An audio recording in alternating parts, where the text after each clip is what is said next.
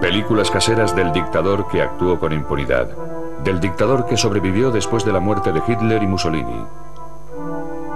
En su ancianidad parecía un abuelo cariñoso, protector de los suyos.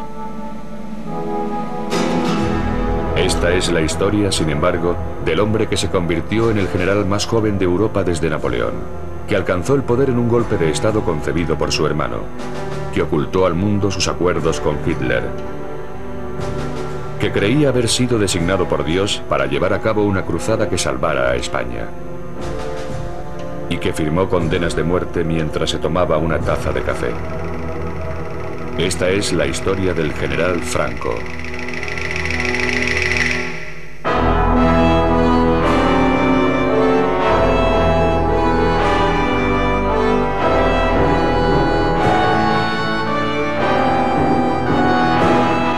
Franco, la verdadera historia.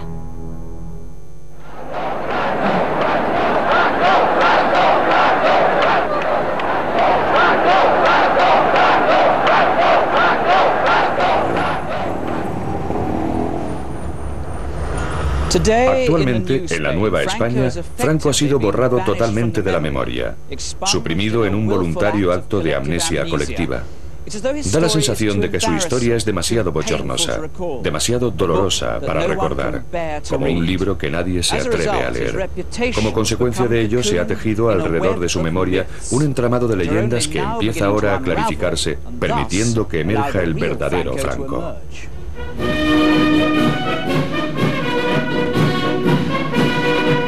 Hace un siglo, en el año en el que nació Franco, España seguía siendo un poderoso imperio, pero el imperio se batía en retirada. Tenía más de espectáculo que de sustancia. En ninguna parte era tan evidente la decadencia como en el puerto naval del Ferrol, en donde una aislada comunidad seguía aferrada a rígidas tradiciones basadas en la jerarquía y la disciplina.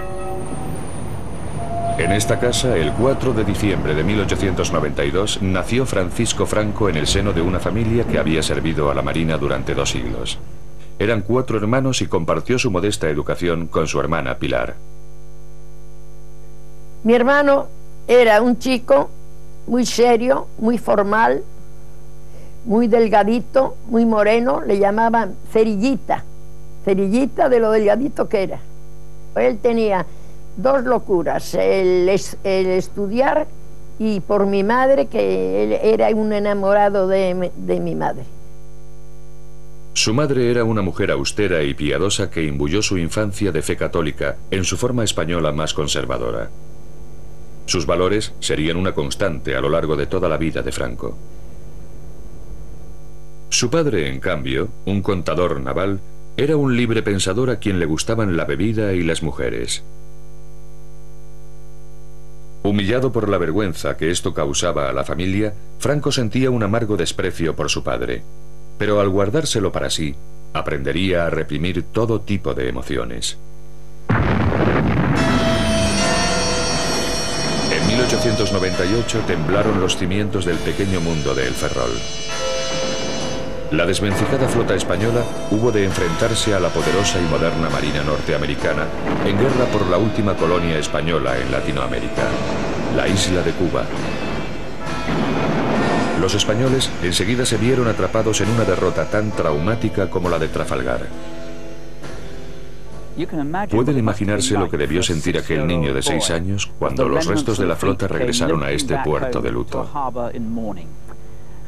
Lo que fue una calamidad para España supuso una tragedia personal para cada uno de los individuos de esta cerrada comunidad. En los colegios, los alumnos llevaban brazaletes negros y Franco y sus compañeros eran instruidos con frases como «El deber es más hermoso cuanto mayor sea el sacrificio que exige». El heroico fatalismo que contienen estas morbosas palabras acosaría a Franco, y el ansia nostálgica por restaurar la antigua grandeza de España se convertiría en su implacable meta.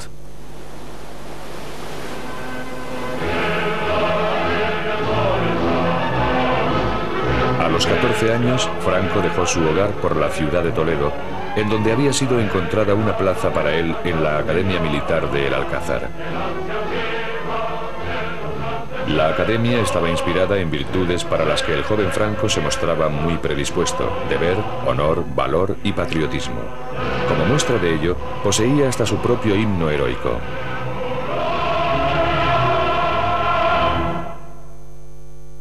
El nuevo cadete tenía tan poca estatura y una voz tan aguda que se convirtió en víctima de los gamberros de la academia.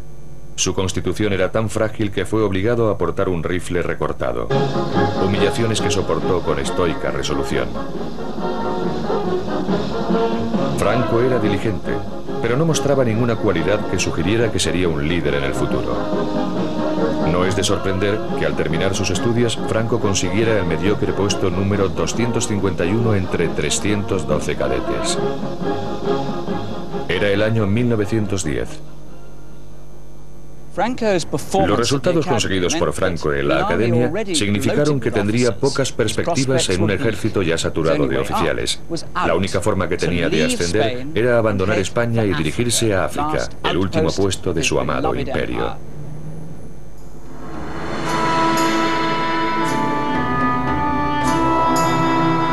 Marruecos, una tierra despiadada a la que España había estado atada desde hacía siglos. Sin embargo, en aquel remanente del antiguo imperio sería donde se formaría el joven Franco. Sin África, diría más tarde, no podría explicar lo que soy. España estaba allí comprometida en una incansable campaña contra las tribus rebeldes del Rif marroquí, que luchaban por recuperar sus tierras del poder colonial. En aquella lucha sin cuartel, Franco haría alarde de cualidades que hasta entonces habían pasado desapercibidas. No solo era tenaz, sino que parecía no temerle a nada. Mantenía férreamente la disciplina bajo el fuego enemigo. Ello, además de las bajas de muchos de sus camaradas, lo condujo a un rápido ascenso. El índice de bajas era tan alto que a los heridos se les dejaba morir por rutina en el lugar en el que habían caído. Al sobrevivir a tales peligros, Franco empezó a parecer intocable. Pero no lo era. El inevitable telegrama a casa informó de que había sido gravemente herido en el estómago. Mucho tiempo después, él mismo narró a su hija Carmencita cómo había escapado de la muerte.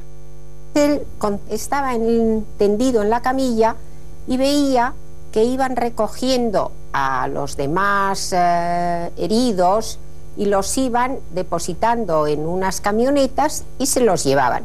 Y que a él no lo llevaban. Entonces eso le chocó y llamó al médico que pasaba por allí y le dice el médico: no, a ti, Franquito, te dejamos, no podemos llevarte porque tienes una herida de vientre y nada, es inútil. Y entonces mi padre tenía un asistente marroquí y le dice: dame tu mosquetón, y le dio su arma. Entonces la cargó y apuntó al médico y le dijo: en el próximo camión yo salgo, si no tú también tendrás un tiro. Entonces el otro: no te pongas así, y que entonces lo evacuó. Su contacto con la muerte dio origen a una leyenda. Franco contaba con la protección divina. Él mismo empezó a creérselo, mientras los rudos soldados que estaban bajo sus órdenes lo contemplaban admirados. Es el primero que sale en avanzadilla. Lo he visto caminar delante de todos los demás mientras ellos apenas podían levantar la cabeza de la cantidad de balas que caían a su alrededor. Mira simplemente a un tipo con unos ojos muy serios. Dice: ejecutadlo, y se da la vuelta sin más. Está muy aislado. No es amigo de los demás oficiales, que se van de juerga y se emborrachan. Él se queda solo en su tienda. Después de estar 14 años de servicio, el mediocre teniente había ascendido con tanta rapidez que cuando abandonó Marruecos de regreso a la península en 1926, se había convertido en el general más joven de Europa desde Napoleón. De vuelta en Madrid, el general de 33 años estaba muy solicitado. Era una celebridad y tuvo hasta la osadía de interpretarse a sí mismo en un largometraje.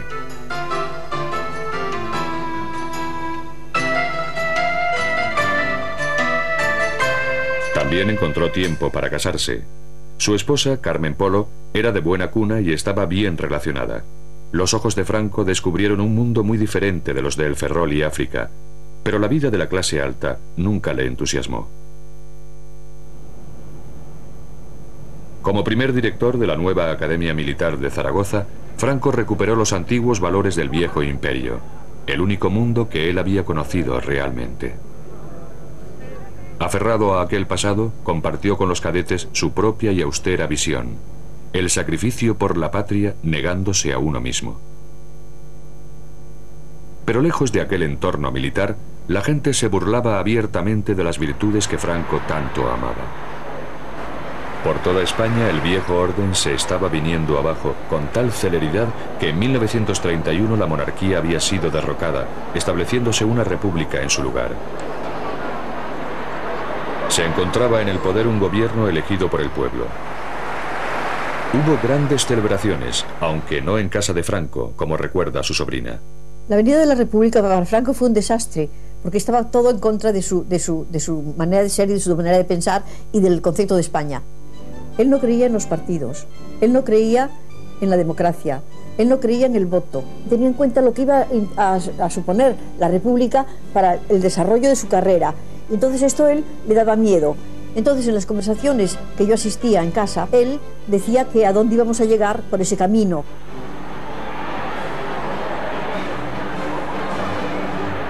El nuevo Estado era sin duda frágil y se debatía peligrosamente entre la izquierda y la derecha en una nación profundamente dividida. En 1934, la tensión explotó cuando los mineros de Asturias se levantaron contra el gobierno. Al haber una coalición conservadora en el poder, se le encomendó a Franco aplastar la revolución, una labor que llevó a cabo con escrupulosa dureza. 2000 mineros resultaron muertos o heridos. Más tarde, Franco sería apodado por los izquierdistas el carnicero de Asturias. Franco culpó del levantamiento a la nueva democracia española, no a las condiciones de extrema dureza que debían soportar los mineros. En 1936, el péndulo político había vuelto a balancear. Una coalición de izquierdas se encontraba al frente de la administración. Temiendo un golpe de Estado de la derecha, el nuevo gobierno alejó a los generales que más temía de los centros de poder.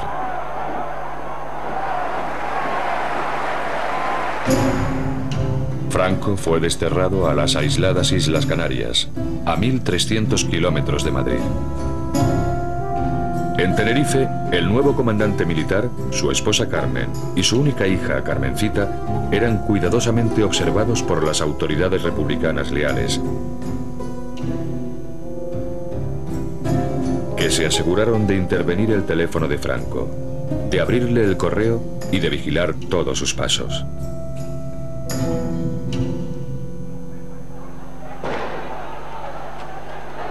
En la península, el creciente malestar social dio paso a la violencia política. El gobierno sufrió fuertes presiones mientras la espiral de provocación y represalias se transformaba en un estallido de odio generalizado. En julio de 1936, los generales disidentes decidieron que había llegado por fin el momento de dar un golpe de Estado y derrocar al gobierno. Dice la leyenda que desde su exilio en Canarias, Franco fue la mano oculta tras el alzamiento militar que pronto conduciría a España a una guerra civil. Pero lo cierto es que él era demasiado calculador para iniciar una aventura tan arriesgada y, por lo tanto, se mantuvo a cuidadosa distancia de aquellos colegas suyos que estaban ciertamente tramando el derrocamiento de la República. Franco solo se unió a los rebeldes en el último momento y porque fue forzado a ello por circunstancias totalmente imprevistas. La planificación del golpe de Estado estaba en manos del general Mola. Ya que Franco se había comportado como un héroe en Marruecos, Mola le pidió que encabezara el alzamiento allí. Los rebeldes habían contactado ya con simpatizantes en Londres para elaborar un plan que obligase a Franco a tomar parte. Desde el aeropuerto de Croydon se fletó un avión para garantizar que si Franco se echaba atrás, pudiera ser trasladado en avión desde Canarias a Marruecos al estallar el alzamiento. Al piloto, el capitán Cecil Bebb, no se le dijo nada sobre su verdadera misión. Me preguntaron si quería viajar a las Islas Canarias para recoger a un líder del RIF y comenzar una revolución en Marruecos. Pensé, qué aventura. En aquel entonces yo tenía una relación muy interesante con una de las chicas del Desert Song, donde se encontraban los líderes del RIF. De manera que pensé, qué coincidencia, voy a ayudar a un líder del RIF a comenzar una revolución.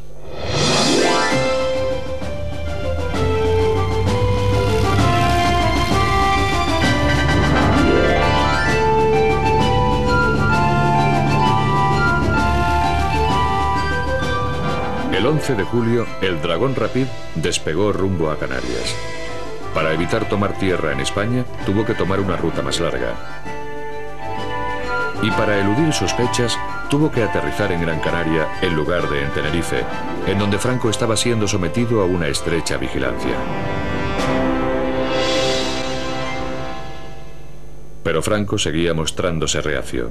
De hecho, mientras el avión estaba en pleno vuelo, envió un mensaje cifrado a los rebeldes diciéndoles: «No me moveré de aquí, no me uniré a vosotros». En España, Mola se encolerizó, pero insistió en que el golpe siguiera adelante de todas formas.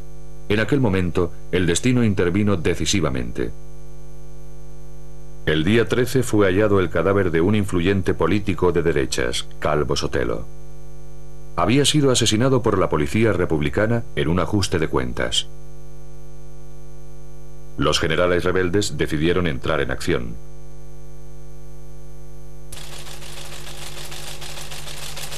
Mola se comunicó por cable cifrado con sus compañeros de conspiración diciéndoles que el alzamiento tendría lugar el 18 de julio.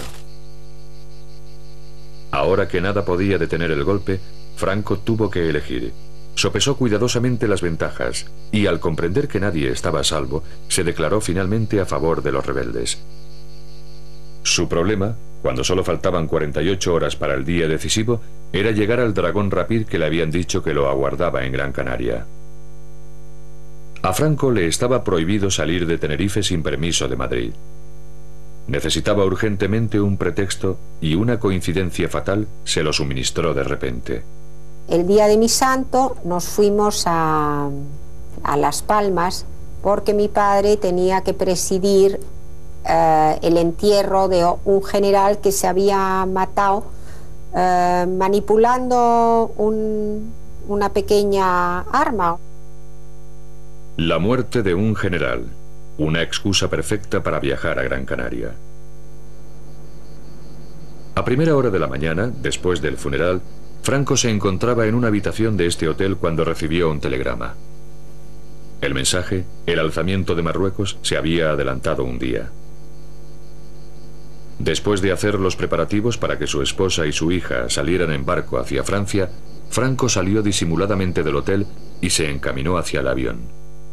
Pero la noticia del alzamiento se extendió con rapidez. Franco era un hombre buscado. Se bloquearon las carreteras para detenerlo. Tras escapar de sus garras, se escabulló a bordo de este transbordador y alcanzó su destino por mar. A eso de las 3 de la tarde, en voz oí pronunciar la frase: «Aquí viene». Un transbordador pasó por delante del muelle y se dirigió hacia la playa. Mientras los soldados y el personal desembarcaban, pensé: no veo a ningún líder del RIF con su chilaba al viento. ¿Dónde diantre se ha metido? Pero vi a un hombre que parecía un general con un ancho fajín. Cuando se acercó al avión, me fue presentado como el general Franco. Subió a bordo. Yo entré en la cabina, puse en marcha los motores y despegamos. En la península, los rebeldes tenían problemas. En lugar de conseguir el control en toda España, solo lograron hacerse con 2 zonas. Para conquistar el resto del país, necesitaban urgentemente la ayuda del ejército español destacado en Marruecos. Pero la Marina española, que seguía siendo fiel a la República, patrullaba incesantemente el estrecho de Gibraltar. Franco, que había llegado ya a Marruecos, estaba atrapado al otro lado del mar.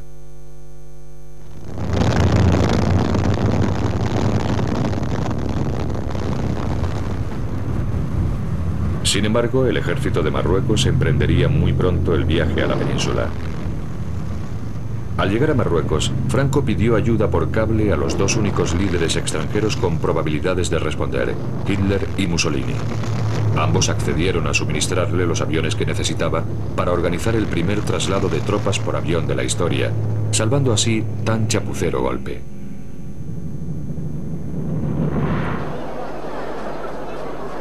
Cuando Franco llegó a Sevilla, el rebelde fue recibido como salvador del alzamiento, el general más famoso del llamado Bando Nacional.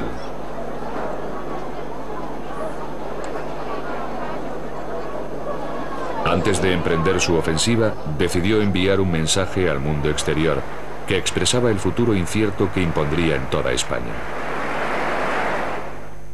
Thanks to the thousands of souls who follow our movement in defense of civilization, and thanks to all those who hear this word to spread them all over the world. Country, religion, family, this is our aim and strength. ¡Viva España! Patria, religión y familia. Aquellas palabras desnudas no daban una pista sobre la verdadera naturaleza de la cruzada de Franco. Con tropas moriscas, famosas por su inigualable brutalidad como punta de lanza, el ejército de Franco se dirigió hacia el norte bajo las órdenes de su colega, el general Yagüe. Los rebeldes aplastaron toda resistencia. Badajoz demostraría al resto de España lo que les pasaría a quienes opusieran resistencia. Pero el objetivo de Franco no era simplemente conquistar, sino llevar a cabo una limpieza, como él mismo afirmó. De manera que cuando cayó la ciudad, cientos de sospechosos fueron reunidos y conducidos a través de la ciudad. Un periodista portugués, Mário Neves, fue testigo de lo sucedido. Bajaron por la calle desde la catedral hasta la plaza de toros. Había uma rua que descia da catedral em direção à praça de toros. Cuando llegué allí, vi que ya había muchos prisioneros dentro de la plaza. Ya muchos presos lá dentro.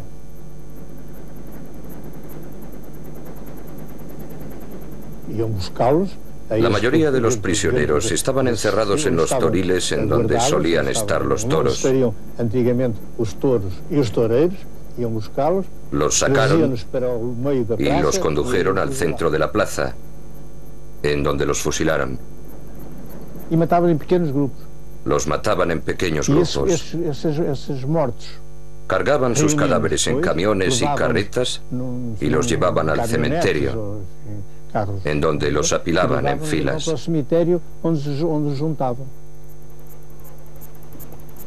Se calcula que fueron masacradas allí unas 2000 personas, muchas de ellas civiles. En aquel espantoso conflicto se cometieron atrocidades en ambos bandos, pero los nacionales fueron sistemáticos. Como Franco dijo, no habrá tregua ni compromiso.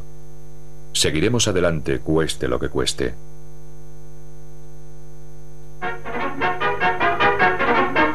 The advance of General Franco's columns is pushed on remorselessly. White troops and Moors, well armed and trained in modern methods of warfare, supported by powerful artillery, overcome the resistance of government.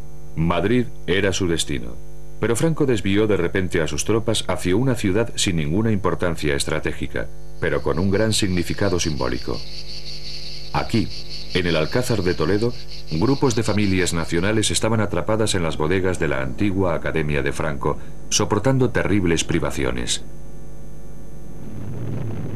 Bajo el asedio de la milicia republicana, su rescate era una cuestión de honor, y para Franco, una ocasión inmejorable para aumentar su prestigio, aprovechando un drama que había cautivado la atención de la opinión pública.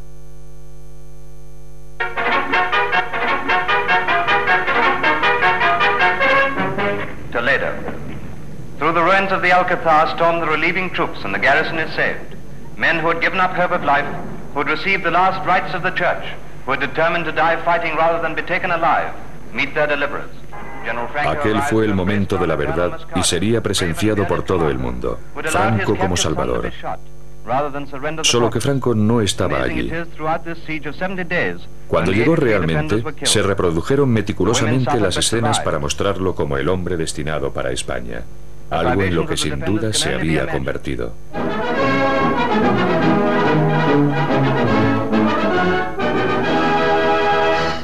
Con el paso de los días llegaron más noticias. Y de nuevo había una gran distancia entre la imagen dada y la realidad. In Burgos, the seat of the Spanish rebel government, there is a big crowd for a big occasion. But General Franco has arrived on very special business. And amid the plaudits of the multitude, they go inside to the old palace, where he addresses the leaders of the rebellion assembled to hear him. He is nominated head of the state, and his friends again embrace him on the appointment.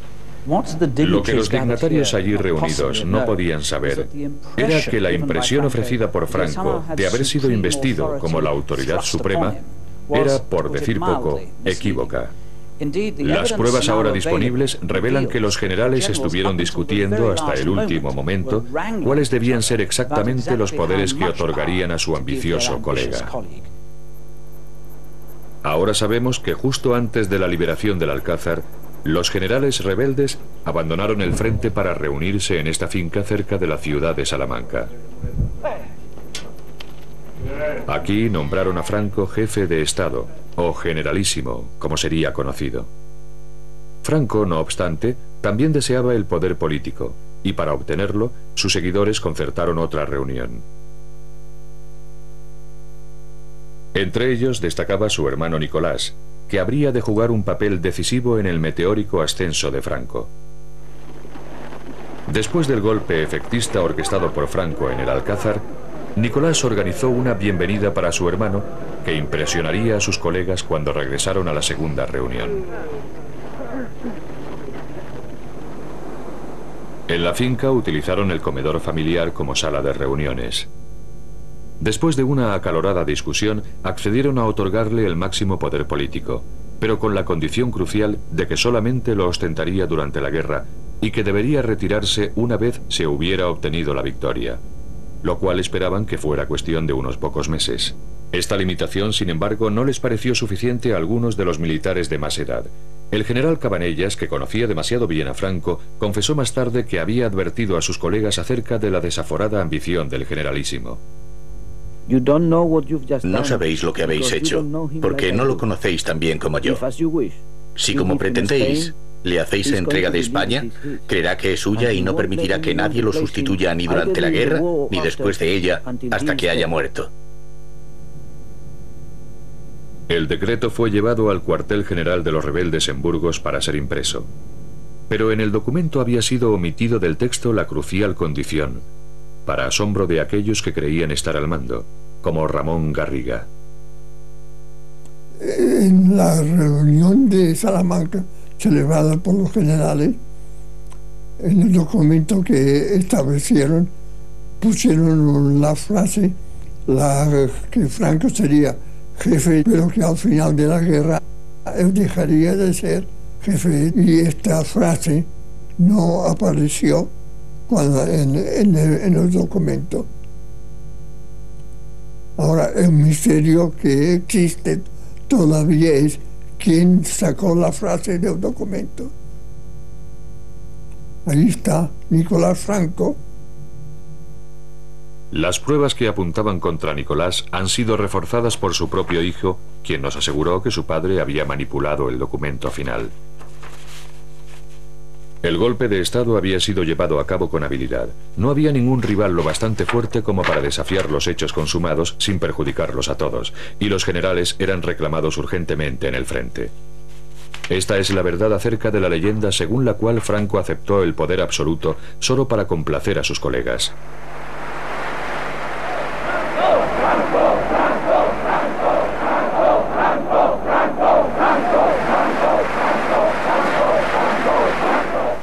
Cuando Franco salió al balcón para saludar a la multitud congregada ahí abajo, sabía algo que ellos desconocían, que ahora era de hecho su dictador de por vida.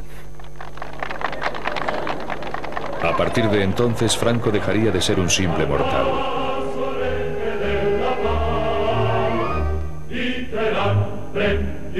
Se concedió a sí mismo un grandioso título medieval, caudillo, designado por Dios para salvar a la patria.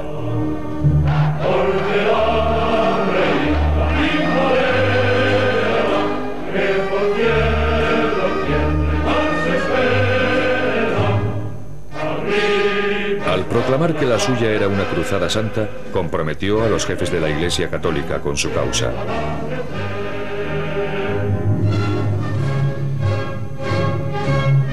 Unió las facciones rivales existentes entre sus seguidores en un solo movimiento. El saludo, el uniforme y el himno, todos los adornos de un Estado fascista.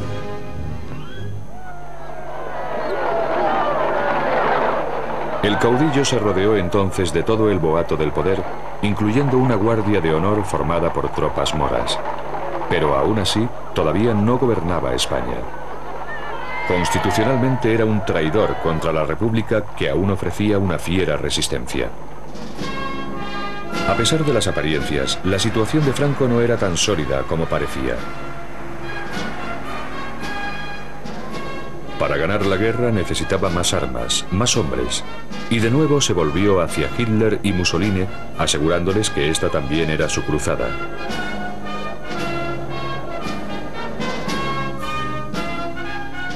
Para ejercer más presión aún, Franco reclutó incluso a su hija.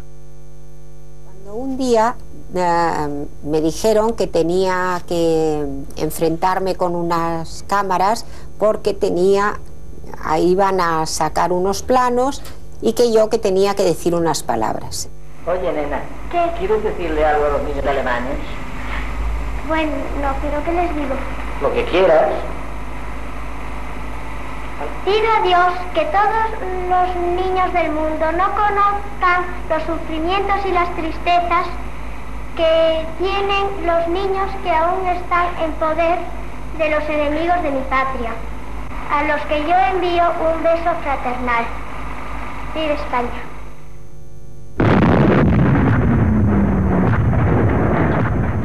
En su cruzada por limpiar profundamente España, el generalísimo decidió aniquilar al enemigo no rápidamente, sino por agotamiento. Al principio, su estrategia desconcertó a los alemanes e italianos, de cuyo apoyo tanto dependía. Pero estos pronto comprendieron la existencia de un propósito oculto. Los generales alemanes se sentían frustrados porque, desde su punto de vista, Franco avanzaba con demasiada lentitud y demasiada precaución, sin correr ningún riesgo, y sospecharon que lo hacía para consolidar su propia situación política. Opinaban que se habría podido ganar la guerra fácilmente un año antes si hubiera puesto en práctica normas estratégicas corrientes. Al prolongar la guerra para garantizar la sumisión absoluta de toda España, Franco hizo que su nación pagara un alto precio. Tras 33 meses de incesante conflicto, el país estaba arrasado. Las bajas se contaban por cientos de miles. Gran número de personas habían perdido su hogar y desfallecían de hambre. Miles huyeron al exilio. Una nación dividida había sido rota en pedazos. En la primavera de 1939, el tímido muchacho que apenas podía sostener un rifle tenía un pueblo a sus pies. Ahora por fin uniría a España en el temor de Dios y devolvería su antiguo esplendor al imperio en decadencia.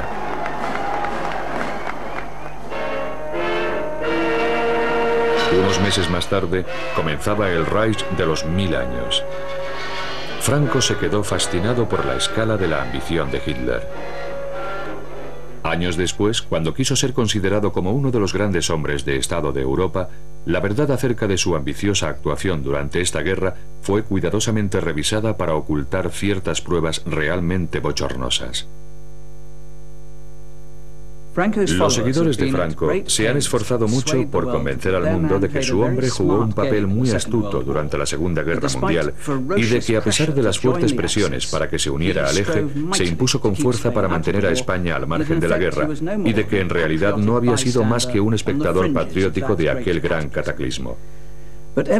No obstante, las pruebas que han salido a la luz desde entonces arrojan una gran interrogante sobre aquella benévola interpretación de lo que sucedió verdaderamente y sobre el propio protagonista, un hombre a quien le agradaba sentarse ante este escritorio flanqueado por dos fotografías enmarcadas, una de Benito Mussolini y la otra de Adolfo Hitler. Hoy en día, la mayoría de los españoles reconoce que Franco sentía cierta simpatía por Hitler, pero pocos saben que hubo mucho más. Dear Führer, at the moment when the German armies under your leadership are bringing the greatest battle in history to a victorious close, I would like to express to you my admiration and enthusiasm and that of my people. I do not need to assure you of how great is my satisfaction in rendering to you at all times services which you regard as most valuable. With the expression of my unchanging friendship and regard, General Franco. Detrás de aquellos halagos había un frío cálculo. En junio de 1940, mientras los panzers alemanes bombardeaban Europa, el caudillo pensó en hacer realidad sus propios sueños imperiales siguiendo la estela de las conquistas nazis. Estando Francia ocupada y Gran Bretaña con muchas posibilidades de caer pronto bajo el yugo, Hitler tendría pronto Europa en sus manos. Al menos eso le parecía a Franco. A finales del verano de 1940, Franco envió a su cuñado, Serrano Suñer, a Berlín como enviado personal. Führer empfing den Abgesandten General Francos, Innenminister Serrano Suñer, zu einer längeren Aussprache in der neuen Reichskanzlei. A Serrano se le encomendó que informase a sus anfitriones de que España entraría en guerra en el bando alemán a cambio de ayuda y armas y un buen trozo de África del Norte en donde volver a instaurar el imperio español. A los alemanes no les impresionó la oferta, como descubrió el enviado de Franco en un humillante encuentro con el ministro de Asuntos Exteriores nazi.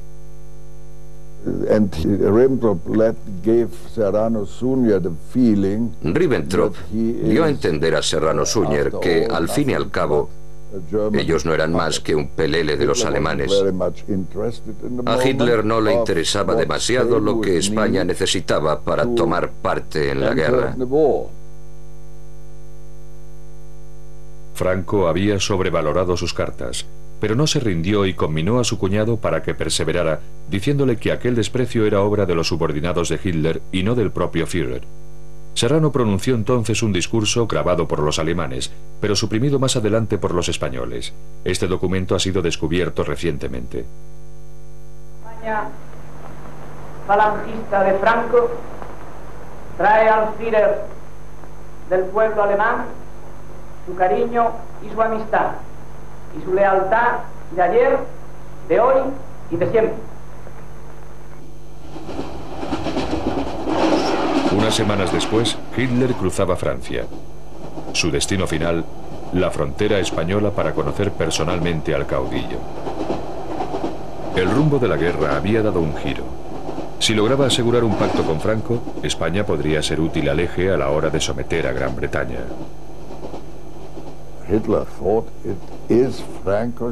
Hitler pensó que Franco tenía el deber de entrar en el bando alemán, como agradecimiento por todo lo que Alemania había hecho por España y por Franco en concreto. Actualmente en España se piensa que Franco acudió a la cita con Hitler totalmente decidido a pedir lo imposible para de esa forma mantener a España al margen de la guerra. Las pruebas demuestran lo contrario. Acompañado por su cuñado, Franco partió de San Sebastián hacia su fatal encuentro en Hendaya, a solo 25 kilómetros de la frontera francesa.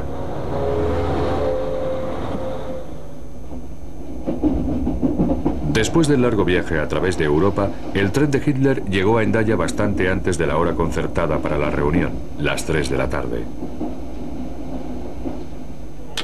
El tren de Franco se retrasó, pero no fue, como afirman sus seguidores, un plan pensado para debilitar a Hitler. Todo lo contrario. Y salimos con mucho tiempo para llegar antes de la hora convenida y estar esperando un poquito. Y Franco tenía, es comprensible, el prurito de decir, en punto. El servicio ferroviario español era malísimo, estaba destrozado después de la guerra interna. Y llegamos a Hendaya con 5 minutos de retraso. Franco iba nervioso y los 5 minutos de retraso le produjeron un gran disgusto.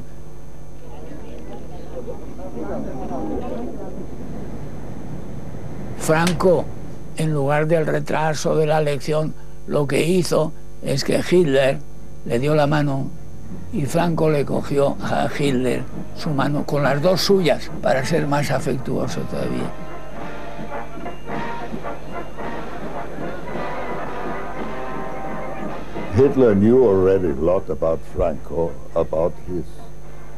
Hitler sabía entonces mucho sobre Franco, sobre sus métodos, sus tácticas. Él, que era un hombre astuto, con la malicia propia de un campesino, conseguiría durante la conversación en Hendaya persuadir a Franco de que entrara como aliado en el bando alemán. Los dos líderes se reunieron en el vagón de Hitler. Solo se conservan fragmentos de los documentos oficiales en los que se registró la conversación, pero el único superviviente de la reunión insiste en que Franco estaba decidido a conducir a España hacia los estragos de la Segunda Guerra Mundial siempre que se le asegurara a cambio su preciado imperio. Hitler, que era quien era, dice, después de tantas palabras bonitas, dice, ahora vamos a lo nuestro, a nuestros asuntos. Y hizo Hitler un discurso triunfalista, que la guerra está ganada, que es cosa de muy poco tiempo. Entonces ya Franco empieza a decirle, pues muy bien, perfectamente, ahora yo entraré en la guerra con usted, si usted me concede para España todo esto, Marruecos francés, Oran-Esado y territorios hasta Inia. Y mientras Franco se está cansando hora y media explicándole lo de los protectorados, Hitler sabe lo que hacía, bostezaba. Bostezaba. El final es que estaban los dos indignados. Franco porque no le da lo que creía que le iba a dar seguro. Pues Franco, que pensaba venir aquí diciendo, os traigo un imperio, pues no traía nada. Después de una agotadora sesión, la reunión se levantó.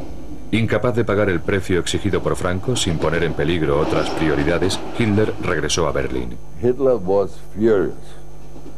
And he said Hitler estaba furioso y dijo que preferiría que le arrancaran 4 dientes a mantener otra conversación parecida con Franco. Si el propósito de Franco hubiera sido realmente evitar que España entrara en guerra, lo normal sería que hubiera salido encantado de la reunión, pero no fue así. Y en cambio Franco, nos metemos ya en nuestro tren y estaba indignado, viendo estos tíos. Son repugnantes, lo quieren todo y no dan nada, esto es intolerable y tal. Según la leyenda, fue en Hendaya en donde Franco detuvo el avance de Hitler y ordenó al Führer que volviera a hacer las maletas. Sin embargo, lo que ocurrió realmente fue que Franco recibió una lección un tanto brutal sobre la realidad del poder. Su sueño, del que el renacimiento del Imperio Español se llevara a cabo por cortesía del Tercer Reich, no solo fue despreciado, sino expuesto como una fantasía ingenua. En cuanto al exhausto Hitler, al día siguiente estampó su firma en un documento secreto por el que comprometía a España en el tratado entre nazis y fascistas, que él pensaba que lo conduciría pronto a la victoria sobre Gran Bretaña. Cuando empezó a hacerse evidente que la victoria nazi se iba a posponer indefinidamente, Franco tuvo la cautela de retomar sus relaciones con los aliados, manteniendo una estricta neutralidad. No obstante, en 1941 fue enviado el primer contingente de 47.000 hombres para combatir junto al ejército alemán en el frente ruso, en donde, según palabras del propio Franco, la sangre de nuestra juventud se mezclará con la del eje. La División Azul, así como materias primas vitales, la utilización de bases de submarinos y centros de espionaje, simbolizaron un compromiso con Alemania del que solo se obtendría una amarga recompensa. En 1945, tras la desaparición de los otros dos dictadores, Franco se encontraba aislado y aparecía ante los ojos del mundo entero como un indeseable fascista.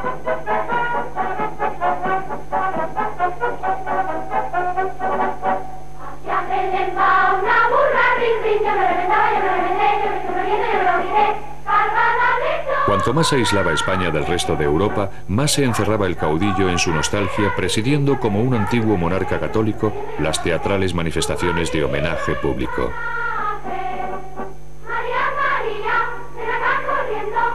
El mundo exterior, declaró, no es importante. Nosotros hemos de mirar hacia adentro. Quizás lo que más le impresionaba de los reyes católicos fue la unidad. O sea, la unidad de España, porque son los reyes que unifican los diferentes reinos que entonces existían. Fue la época de más grandeza de España. Pero tras la máscara de unidad, la autoridad absoluta de Franco tenía otro aspecto. Hoy en día, solo permanece el rastro de un episodio que ha sido desde entonces eliminado de la memoria oficial. En esta seca llanura de Castuera, hubo en otro tiempo un campo de concentración, uno de los muchos en los que casi medio millón de españoles fueron confinados después de la Guerra Civil. José Hernández estuvo allí recluido. Su delito, haber luchado en el bando republicano contra Franco. Había 70 barracones, así, con dirección así. Con las calles correspondientes. Entonces, pues, esto era una fosa para que no saltáramos, para acá. Y ahí estaba la verdad. Entonces, yo era cuadrado. Cada esquina había una ametralladora, el campo. Éramos 12.000 y pico de personas en un cuartel. Ya le digo que el trato fue criminal. Dormir en el suelo pelado, comida nada, agua menos. No, de día no funcionaba nadie. Pero de noche los cogían en fila india, a la boca mina, los empujaban y según va cayendo el peso abajo, ya tiraban de los otros. Y si alguno quedaba con vida, pues siempre se quedan con vida, entonces no mueren. Una bomba de mano. Cuando dormíamos en el suelo, pues sentíamos la explosión. Esta noche ha visto salida. Durante aquella represión, hasta los seguidores de Franco admiten que fueron asesinados unos 30.000 españoles durante los 5 años siguientes a la Guerra Civil. Otros afirman que la cifra se aproxima más a los 200.000. A partir de entonces, cientos de miles de sospechosos fueron investigados con precisión militar. Un archivo repleto con los nombres y la filiación de los enemigos de Franco: ateos, liberales, comunistas y, por otra parte, los masones. Los masones eran la pesadilla de Franco. No ha habido en nuestra nación ninguna rebelión ni conato de traición contra la patria que no se fraguase en la sombra de las logias masónicas. Y aún hoy, liberada España de esta carroña, todavía esas insignificantes marejadas políticas, por mucho que se disfracen, obedecen siempre a la intriga y a la oculta inspiración de los masones expatriados.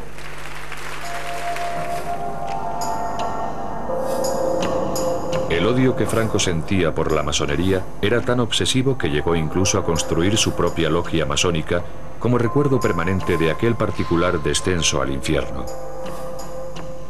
Con un esmero patológico, reunió todo tipo de extrañas reliquias, símbolos para él del anticristo y del antiespañolismo del que debía salvar a la madre patria.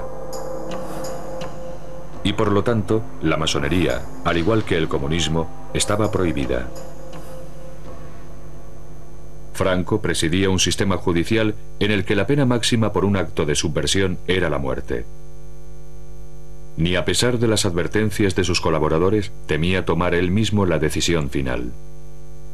Franco no era un sanguinario, no es que le gustara la sangre, pero él actuaba como con leyes de guerra, consideraba enemigos a los que no pensaban como él. En su mente estaba que el bien de España era él, y era lo que él disponía. Las sentencias de muerte, había un jefe jurídico de su gabinete que con todos los juicios militares, porque se hacían los juicios militares, le llevaba los casos con una explicación de cada caso. Y entonces él las solía firmar tomando café después de comer. Iba este señor, llevaba los papeles y allí se firmaba, este sí y este no.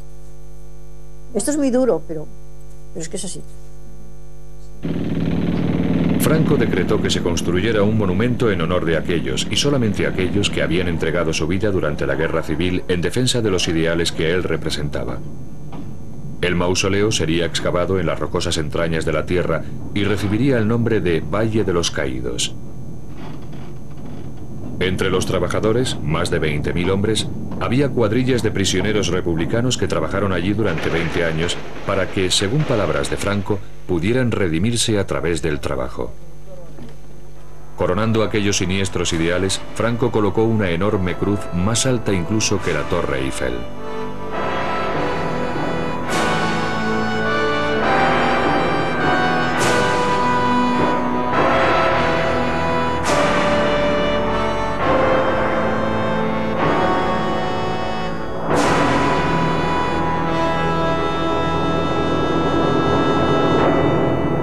Sin embargo, aquellos ideales no podían sobrevivir sobre la base de una economía que hacía aguas.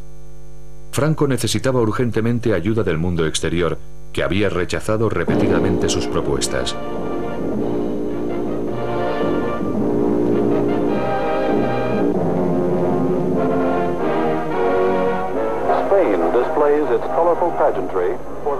En 1959, el líder del mundo libre puso pie en un país que había sido condenado al ostracismo por las demás democracias.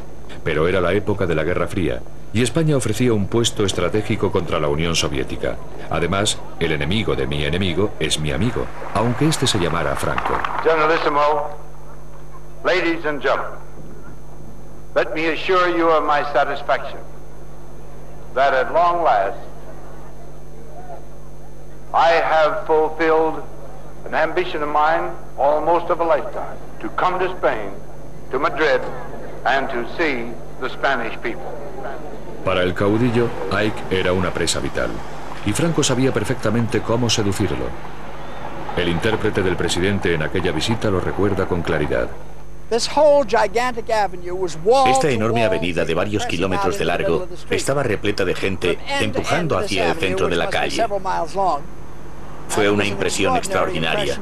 Estaba empezando a oscurecer y la gente gritaba. Franco había organizado una bienvenida que diera al presidente la impresión de que aquella tierra feliz debía ser ahora acogida con los brazos abiertos por las naciones civilizadas. Eisenhower estaba asombrado por las gigantescas dimensiones de aquella multitud que empequeñecía cualquier cosa que hubiéramos visto antes. Lo miré y vi que reaccionaba muy positivamente ante aquel público tremendamente entusiasta. Los vítores eran realmente atronadores. El general Eisenhower me preguntó, ¿qué están diciendo? Y le contesté, dicen Ike, que es como se pronuncia en español su apodo. En el edificio más alto de Madrid todas las ventanas habían sido tapadas, excepto aquellas que formaban la palabra Ike. La operación Ike fue la culminación de un largo proceso de regateo entre ambas naciones, pues cada una quería lo que tenía la otra. Bases de los Estados Unidos sobre suelo español a cambio de dólares norteamericanos. El general Franco le dijo que había podido comprobar la gran acogida del pueblo español y lo que sentía por él.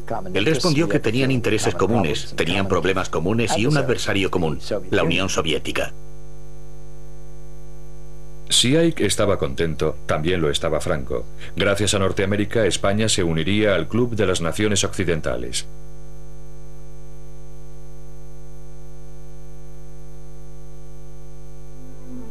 Por fin, Franco podía empezar a relajarse y a cultivar una imagen diferente.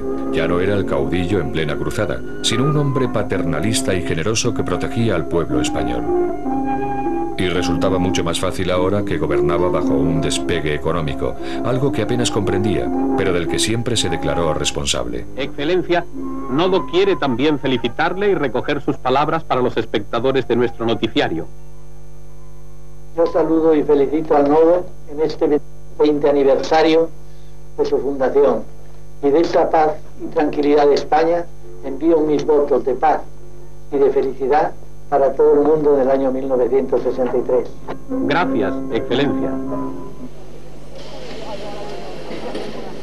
Detrás de aquella fachada paternal, sin embargo, se seguía imponiendo una política represiva, algo que Franco comprendía perfectamente. En toda Europa, los años 60 fueron el comienzo de una nueva era de libertades sociales y de protestas políticas, pero no en España, en donde el Estado policial seguía amordazando la libertad de expresión y opinión. Había el viejo principio de que la guerra, la información, él tomaba siempre la cosa de una beligerancia frente a un enemigo que era el comunismo. Pues la información es básica para ganar una victoria. Tenía el mapa de la clandestinidad, en la cual estaban perfectamente delimitados los campos de la oposición. Franco no comprendía los cambios que agitaban al mundo exterior y sentía una profunda adversión por el modo en el que empezaban a infiltrarse también en España. Era un anciano que se refugiaba cada vez más en la seguridad nostálgica de la finca privada que se había construido en El Pardo. Para el resto de los españoles, se fue convirtiendo poco a poco en un fantasma de sí mismo que planeaba perpetuamente sobre su destino, incapaz de ceder y que se negaba a marcharse. Dentro de El Pardo, Franco pasaba largas horas viendo películas en donde revivía las historias épicas del glorioso pasado español. Y con sus películas domésticas se recreaba en las ilusiones del presente acompañadas de su propia banda sonora.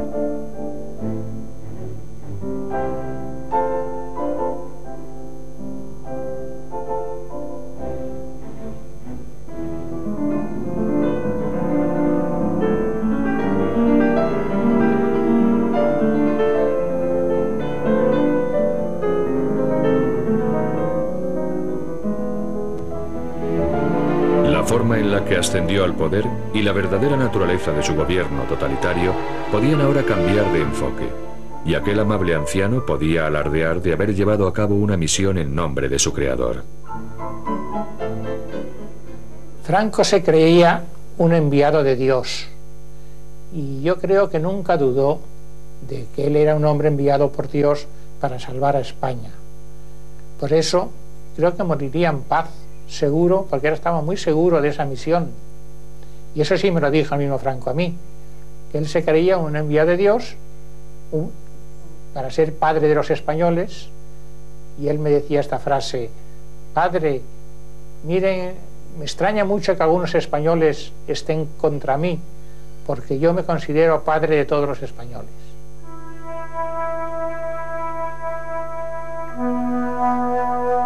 Franco murió el 20 de noviembre de 1975 a los 83 años de edad. Sus restos están enterrados bajo la cruz del Valle de los Caídos.